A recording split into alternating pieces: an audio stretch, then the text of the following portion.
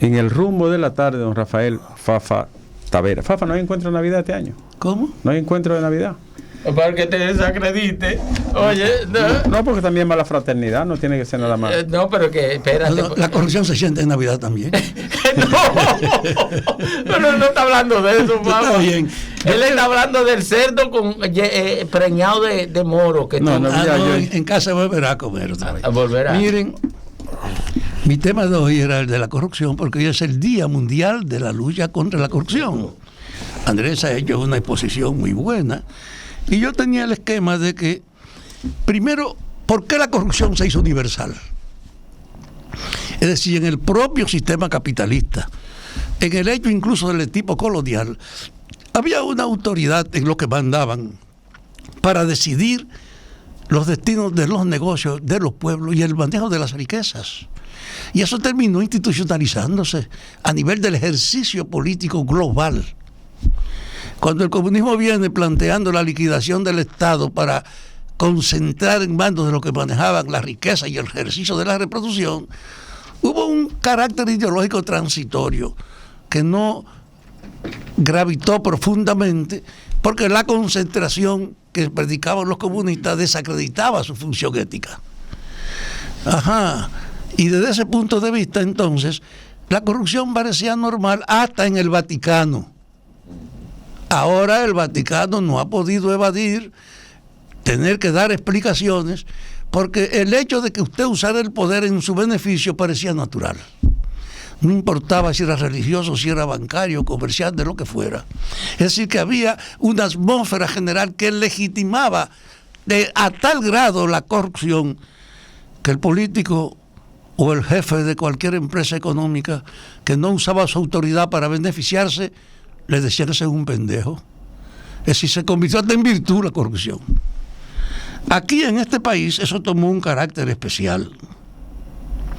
Trujillo fue la mejor demostración efectiva de lo que era esa legitimación de la corrupción.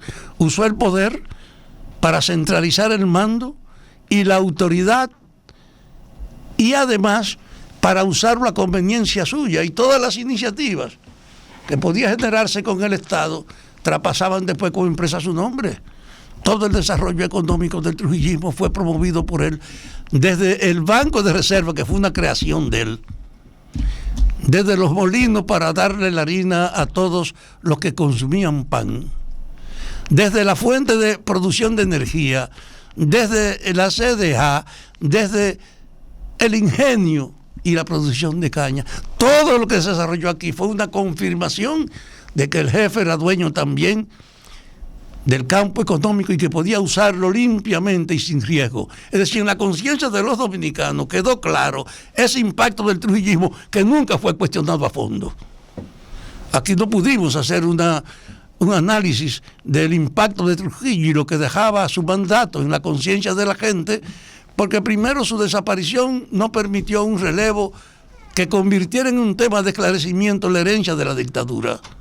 Y Bosch no pudo tampoco hacerlo, duró muy poco, y después de la guerra viene entonces Balaguer, que recupera las prácticas de Trujillo, personaliza incluso la concentración del poder que él también tenía, y era el ejercicio de su práctica y aprendizaje.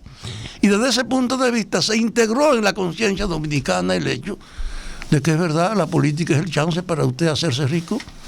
E incluso muchos de los candidatos en provincia lo hacían y se endeudaban para hacer cualquier cosa, porque hasta siendo un regidor tú tenías chance para negociar.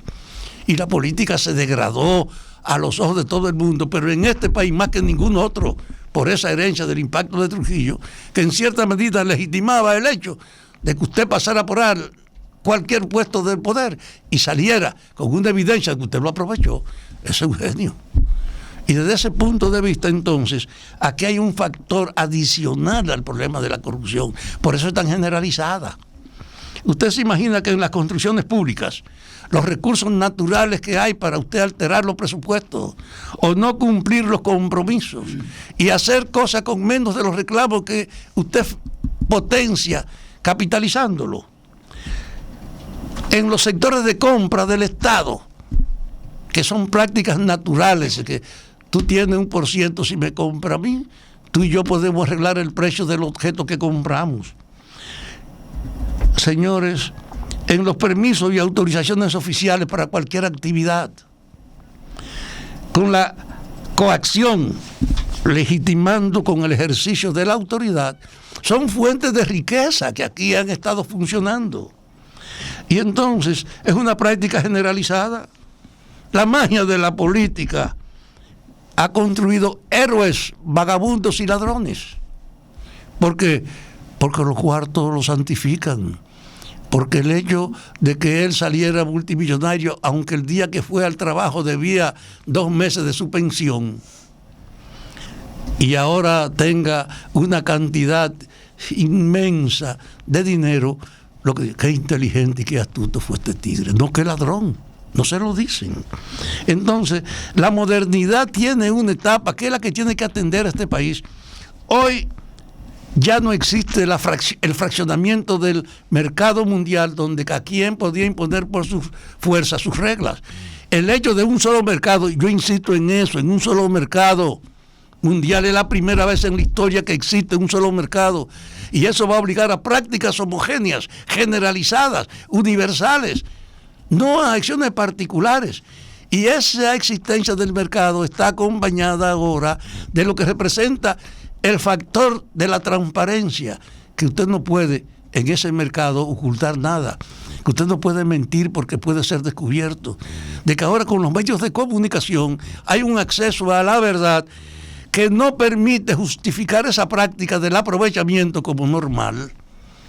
Y además la competencia en el propio mercado hace que tus rivales traten de desacreditarte a ti si tú te equivocas. Hay una realidad nueva que no permite estas prácticas. Pero en el país eso ha pasado a la historia porque aquí nunca ha habido una justicia independiente que permita pedirle cuenta a la gente y aplicar la ley. Y hoy día, yo insisto, no se puede arreglar la corrupción ni la impunidad. Se puede arreglar si no construimos primero una justicia independiente frente a la cual no haya jerarquía. Nadie valga sino explicando la verdad y explicando sus hechos. Por eso, aunque hay mucho escándalo, aunque Andrés ha hablado de todos los procedimientos, yo creo que este es el momento de decir qué hacer. Y el qué hacer frente a la corrupción, que hoy se conmemora en el mundo el día de ella, es crear una justicia insobornable, crear una justicia independiente que no dependa ni de la jerarquía económica ni de la jerarquía política, que pueda actuar por su cuenta. Porque si no existe ese elemento, la justicia independiente, todo lo que estamos hablando es pendejada. Donde surge la noticia, donde hay más variedad, la propuesta de las tardes